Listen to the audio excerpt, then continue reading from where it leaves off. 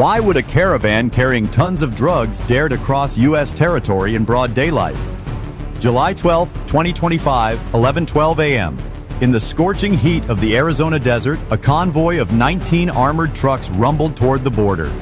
Inside their reinforced compartments were more than 7.2 tons of drugs, a shipment worth more than $420 million, enough to poison millions of lives. Escorted by more than 80 armed gunmen, it was a display of arrogance, a broad-eyed challenge to America itself. But what the cartel believed was a safe route had been mapped out to the meter, tracked from the air, and sealed on the ground.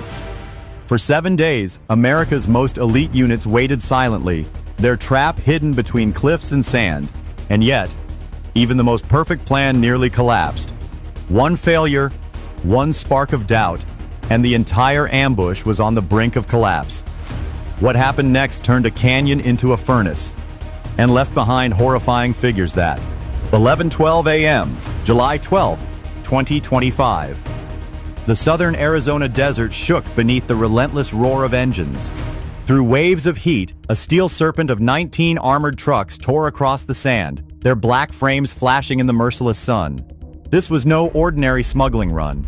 Packed inside reinforced compartments lay 7.2 tons of narcotics, enough poison to flood entire cities, enough profit to bring in over $420 million on the U.S. market. Every vehicle was fortified for war. The lead trucks carried 50 caliber machine guns, barrels sweeping side to side like predators marking their territory. In the cabins and flatbeds, over 80 gunmen sat with weapons slung across their chests, shouting into radios, convinced the road ahead had been cleared by their bosses in Mexico. The cartel's message was clear. They could roll openly, in daylight, on American soil, and nothing could stop them. But they were wrong. High above, invisible against the blazing sky, an MQ-9 Reaper drone loitered at 26,000 feet, watching every move. Its thermal sensors tracked each engine block glowing like fire, each brake light flicker, each radio transmission bouncing desperately across the desert. Every detail flowed back to the command center at Davis-Monthan Air Force Base, where 12 screens displayed a real-time 3D map of the kill zone. The convoy thought they were ghosts in the sand. In reality, they were already boxed in.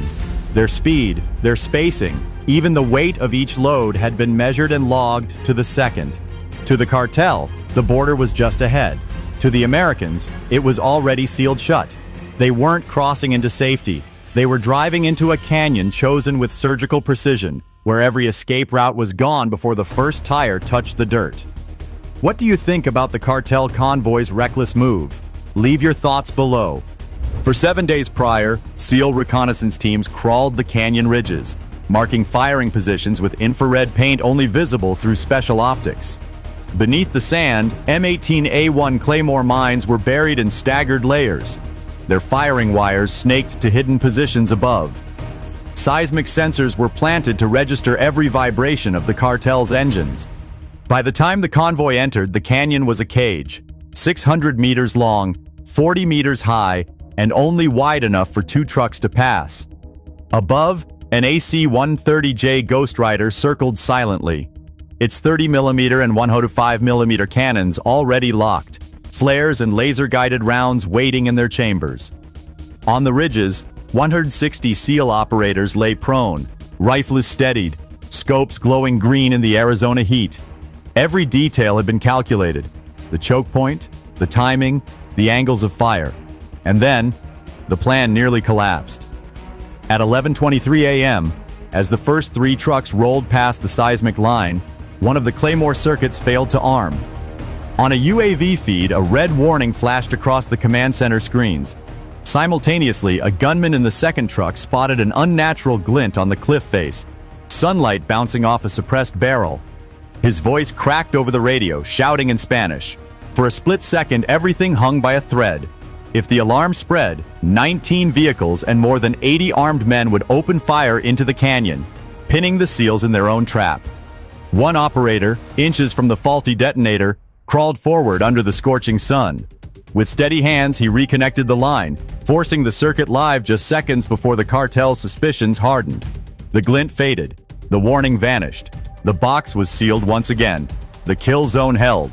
Support the channel with a subscription, and keep watching to see the ambush begin. 11:29 a.m. The canyon swallowed the convoy whole. One by one, all 19 armored vehicles slithered into the narrow throat of rock, steel tracks grinding against gravel. On the command screen at Davis-Monthan, red dots lined up in perfect formation, the serpent trapped inside its box. Hold. Hold. Now. The first blast ripped the silence apart. M18A1 Claymore mines erupted in a thunderclap, spewing thousands of steel balls across the lead trucks. Tires shredded instantly. Windshields burst. Two gunners manning 50 caliber machine guns were torn from their mounts, bodies flung like ragdolls into the dust. The echoes still rolled when the night sky weapon of choice, flown here in daylight, struck. From 10,000 feet above, the AC-130J Ghost Rider unleashed its 30mm Bushmaster cannon. Tracer rounds streaked down like molten rain, puncturing armor, shattering cabins, turning steel into flame. Chaos. Cartel gunmen scrambled from truck beds, some firing blindly into the cliffs. Others dived into dry ditches, choking on smoke and dust. But the canyon walls erupted with answering fire. 160 SEAL operators opened up in perfect unison. M4A1 rifles cracked with suppressed precision. Scar H's punched holes clean through armored doors. Every muzzle flash from below was answered by three above. At the rear, a pickup tried to reverse, ramming into the truck behind it. Engines screamed, metal twisted, but the exit was already sealed. From the sky came the whistle of a laser-guided shell. It slammed into the mid-convoy weapons carrier, igniting its cargo in a single violent chain reaction. The blast tore through the canyon, consuming 3 vehicles at once. Flames leapt 40 feet, heat scorching the very rock, forcing SEALs to duck deeper into their firing alcoves. A small squad of gunmen rallied, dragging an RPG-7 launcher onto the roof of a Ford. The tube rose shakily toward the ridge, but before it fired, a 7.62mm MP7 round punched through the shooter's shoulder. The warhead slipped, detonating at their feet. The explosion killed 3 instantly, scattering burning fragments across the dirt. The canyon was no longer a road, it was a furnace. Within 7 minutes, half the convoy lay smoking, twisted wrecks. Screams mingled with the roar of automatic fire, with the hiss of burning narcotics spilling from ruptured containers. What began as a confident daylight push had collapsed into a slaughterhouse of sand and steel. The trap had sprung shut, and there would be no escape. The battle is getting fiercer. Stay tuned to see what happens next. 11:36 a.m. The canyon had become a killing ground. Flames and smoke rolled upward, black plumes blotting out the sky. The acrid stench of burning narcotics, chemicals, and diesel fused into a choking haze. The convoy, once a column of arrogance, was now a battlefield of wreckage. Cartel fighters scattered in desperation. Some tried climbing the rocky slopes, their hands clawing at the cliff walls, only to be cut down by sniper fire from above. Others regrouped behind twisted hulls of their trucks, firing AK-47 bursts blindly into the ridges. But every muzzle flash painted a target. 2 SEAL snipers with MK-13 Mod 7 rifles ended them one by one, rounds striking with surgical precision at ranges over 800 meters. The Ghost Rider above roared back into action. Its 105mm howitzer thundered, sending shockwaves that rattled the canyon floor. A single shell reduced a cartel command truck to a crater of fire, killing at least 9 men in seconds. The gunship shifted instantly, spitting bursts from its 30mm cannon to pin down scattered survivors. By now, 12 of the 19 vehicles were either burning or immobilized. Steel twisted, rubber shredded, glass shards littered the dirt like ice. The air temperature near the wrecks spiked past 1200 degrees Fahrenheit, forcing cartel gunmen to abandon cover and sprint into open ground. None made it more than a dozen steps. In the chaos, one cartel lieutenant attempted a breakout. He jumped into a Ford Raptor near the convoy's middle, slammed the accelerator, and rammed through wreckage. The vehicle clawed forward, dragging flames in its wake.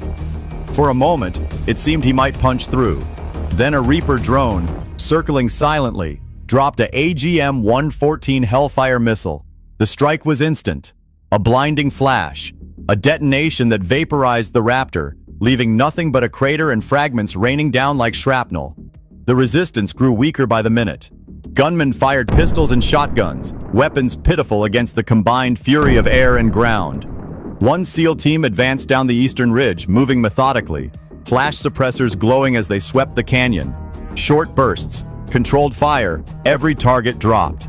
At 11:47 a.m., just 18 minutes after the first blast, the canyon was unrecognizable. Of the original force, over 40 cartel fighters already lay dead, their bodies strewn among burning hulks. 6 more vehicles exploded in secondary detonations, narcotics igniting into toxic fireballs that turned sand into glass. The battle had become a massacre. The steel serpent that had once thundered with confidence was now reduced to charred skeletons of trucks, scattered limbs, and clouds of black smoke. The Americans had turned the canyon into a furnace, and the cartel into ash. 12:02 p.m. The desert fell quiet.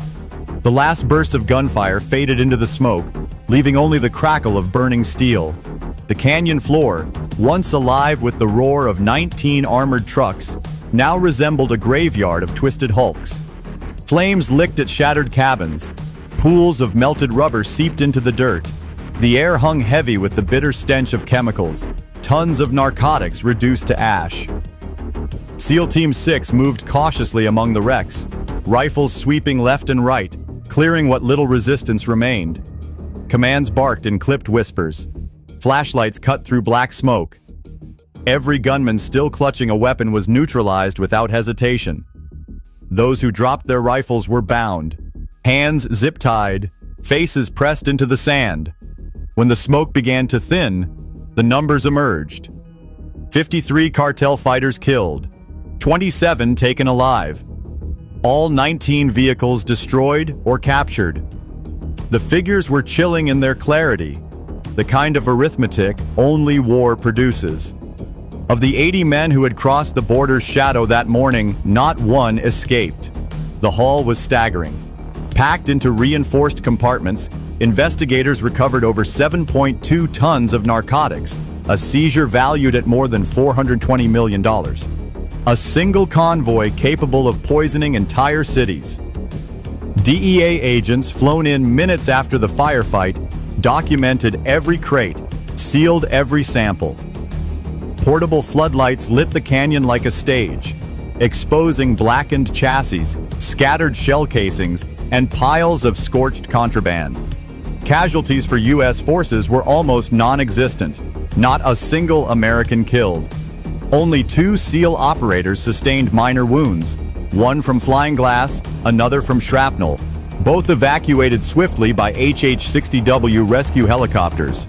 Compared to the obliteration below, it was nothing short of miraculous. At 12:18 p.m., the ceasefire order was confirmed. The AC-130J peeled away, its mission complete. The Reaper drone climbed back to altitude, maintaining overwatch as reinforcements secured the perimeter. In the command center at Davis-Monthan, the final tally scrolled across 12 glowing screens, delivered in cold military shorthand: 53 KIA, 27 detained, 19 vehicles neutralized, 0 U.S. fatalities. For the cartel, the canyon had been a road to profit. Instead, it became a tomb. For the United States, it was more than just a tactical win. It was a demonstration, a warning, that no matter how powerful, no matter how brazen, any force crossing the line would be met with overwhelming precision. As the midday sun bore down on the smoldering wreckage, the message was clear. America does not just fight back, it erases. The July 12, 2025 ambush in the Arizona desert was not just a firefight with a cartel convoy.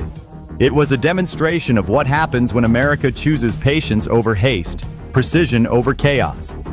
From the first seismic sensor ping to the last shell fired by the Ghost Rider, every move had been calculated to the meter and to the second. The near disaster, when a detonator failed and suspicion almost spread through the convoy, only made the outcome more significant. Even when perfection faltered, U.S. forces adapted in seconds, proving why they are the most lethal and disciplined in the world. The final tally told the truth in numbers too cold to argue with. 53 cartel gunmen killed, 27 captured alive, 19 vehicles neutralized, and over 7.2 tons of narcotics seized. Not a single American fatality. The capture of key lieutenants and the destruction of hundreds of millions of dollars in cartel product delivered a crippling blow to their network. For the cartel, the myth of invincibility at the border shattered in less than 30 minutes. For the United States, it was proof once again that true strength lies not in firing first, but in waiting for the perfect moment, striking so hard and so fast that the enemy never fires back. This ambush will be studied in tactical manuals for years to come, a textbook example of intelligence, coordination, and overwhelming firepower, and a message carved into the desert.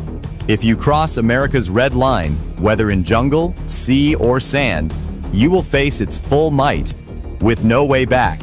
Leave your comments and subscribe to the channel, because there are many more secrets we want to discover with you.